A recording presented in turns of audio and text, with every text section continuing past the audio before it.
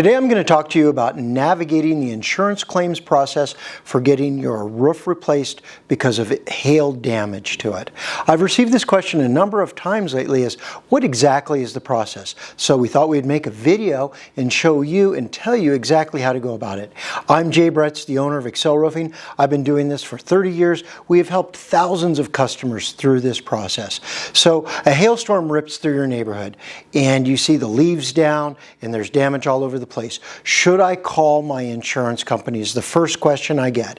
And the answer to that is it depends. If it's devastating damage, skylights are broken, windshields are broken, yeah, go ahead and call your insurance company and get on the list. If it's what I would call minor to medium damage, then you should hold off. And when I say hold off, you should call a company like Excel Roofing and have us come out and do an assessment of the damage. That way we can let you know if you should file a claim or not. Because if you call your insurance company, you are going to get a claim on your record, regardless if the insurance company pays or not.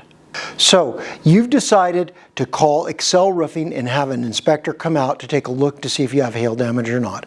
We're going to let you know, yes, you should call your insurance company if we find sufficient damage on the roof. A lot of times it seems like it's this big guessing game. Do I really have damage? It's pretty straightforward. If you have 9 to 10 hail bruises per 100 square feet of roofing material, this is what qualifies you for a new roof and an insurance claim.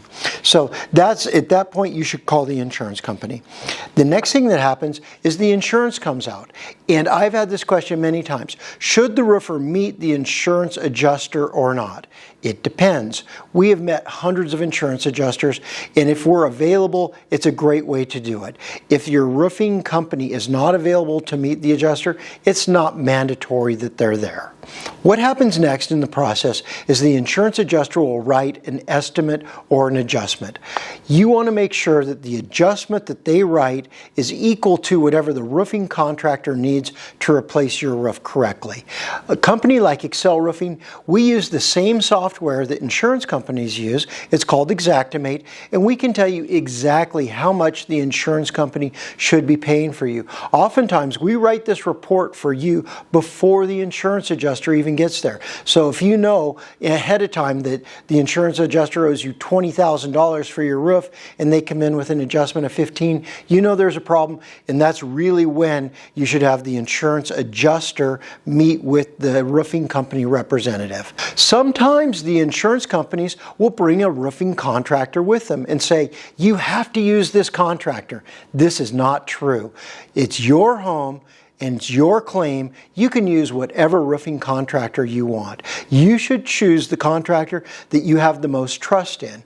It's easy to trust Excel Roofing. We don't ask for any money at all until the job is complete and you're happy. And the second thing is we never hold people to a contract. If you decide that you want to use somebody else and you don't want to use Excel Roofing after you've signed the deal, we let you out, and we don't do any of this cancellation fee business like so many companies. A lot of companies, they'll charge you a 15% cancellation fee. So that means that if you have a $20,000 claim, they're going to charge you $3,000 just to let you out of the deal. It's stupid. Make sure you read the contract before you sign anything. Never sign up with somebody that has a cancellation fee. The next question that I'm asked pretty frequently is, should I show my insurance paperwork to the roofing company?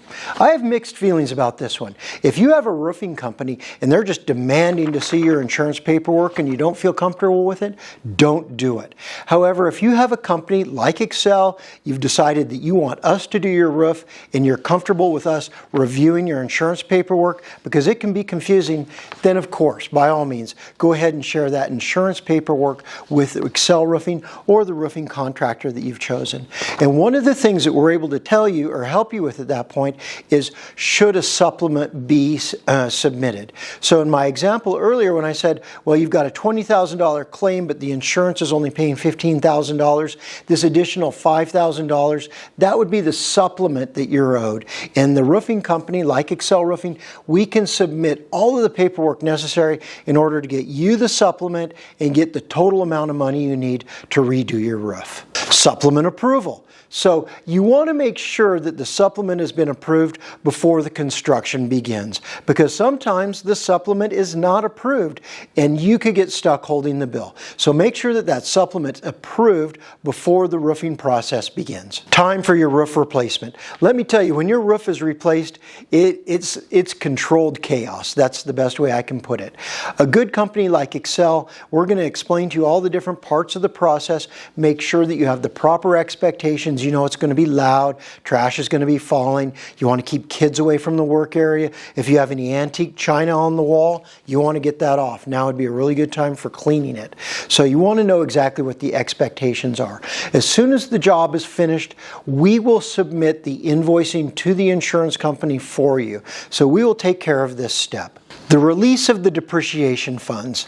This is a term that I don't like so much. On your replacement cost insurance, the insurance, when they do the adjustment, they've given you a good chunk of the money so far. So out of that $20,000 claim, they probably wrote you a check for somewhere around $12,000 to $14,000. And then this additional money, they will pay you the rest of it after the job is completed. And they call this recoverable depreciation. If I was naming it, I would call it holdback money that you get when the job is completed. So, and once again, out of this $20,000, your deductible will be taken out of that. So if you have a $1,500 deductible on a $20,000 roof claim, they will be paying you $18,500. That other $1,500 is going to be your responsibility to pay to the roofing company. And as soon as this depreciation or holdback money is paid to you, it goes directly to you, you'll let your roofer know, hey, I've got the rest of the money for payment. So hopefully this explains the entire process from beginning to end. And once again, my best advice for you is choose a company that's not asking for any money at all until the job is complete.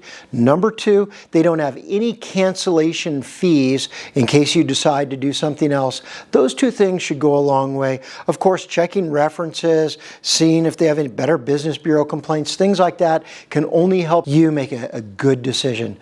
If you have any questions, let us know. Thanks for watching.